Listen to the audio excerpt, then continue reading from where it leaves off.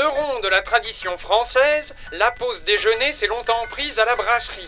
Bien installée, seule ou entre collègues. Commander une blanquette, lire son journal, bref, prendre son temps. Mais cela, c'était avant que ne débarque la restauration rapide et surtout son dernier né, le food truck.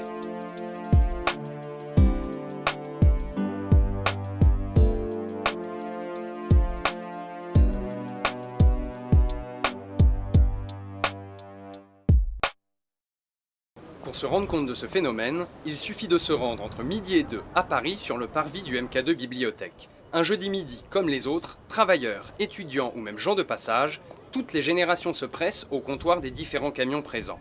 Burger, portions de viande ou bol de nouilles, chacun trouve son bonheur ici sur le parvis. Et si certains optent pour le traditionnel sac en papier, d'autres profitent quant à eux des quelques bancs disponibles pour déguster leur repas sur le pouce. Et une chose est certaine, aucun ne regrette le choix du food truck. Je suis à la fac juste à côté, donc je viens 2 fois par semaine. C'est pas trop cher, c'est de bonne qualité, je trouve. Et ça se prépare vite. C'est éphémère et ça me permet de manger rapidement. La qualité des mets, et puis c'est assez novateur le concept, et en plus c'est très bon, donc voilà. La variété qu'on peut avoir sur les différents food trucks, dans un petit lieu, avoir différentes cuisines, donc c'est pas mal. Face à ce succès populaire et à la crise de la restauration traditionnelle, nombreux sont les entrepreneurs à se lancer dans l'aventure du food truck. Ils sont actuellement 300 sur tout le territoire, et le chiffre ne cesse d'augmenter avec près d'un nouveau camion par jour. En réponse, les villes s'adaptent, en témoigne Paris, qui prévoit cette année la mise en place de 56 emplacements supplémentaires à disposition des camions restaurants. Mais dans les faits, food truck rime-t-il à coup sûr avec réussite ? Pour s'en faire une idée, direction Montreuil à la rencontre du camion gourmand. Cofondateur de son food truck en août 2012, Stéphane Azoulay fait aujourd'hui office de précurseur. Au début, avec mes associés, on n'avait pas les moyens d'ouvrir un fond dur, donc un restaurant fixe. Donc on a opté pour le camion itinérant. Et en plus de ça, en plus de l'aspect financier, il y a l'aspect clientèle qui est important. Il y a le contact directement avec la clientèle et il y a le fait d'être itinérant. Donc on est 3 jours par semaine par exemple à Montreuil, on est un jour dans le 15e, un jour à Levallois, donc ça permet de changer un peu d'endroit, de clientèle.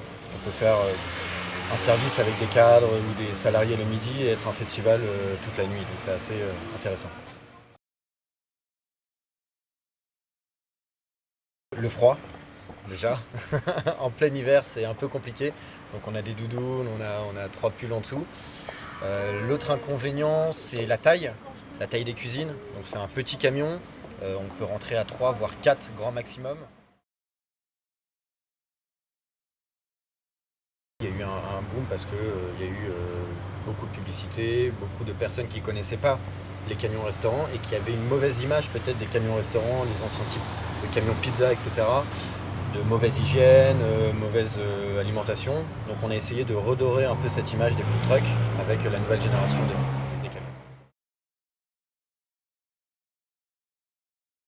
C'est assez tendancieux quand même parce qu'ils ont essayé sur Paris d'ouvrir des emplacements pour les food trucks, mais ça a été assez compliqué, de longues négociations, les aspects financiers étaient vraiment pas intéressants pour nous, donc ciel mitigé on va dire. On travaille assez bien en food truck, donc pour l'instant rester encore un petit peu comme ça. Avec de telles perspectives, nul doute que l'aventure des food trucks n'en est qu'à ses débuts. Nickel.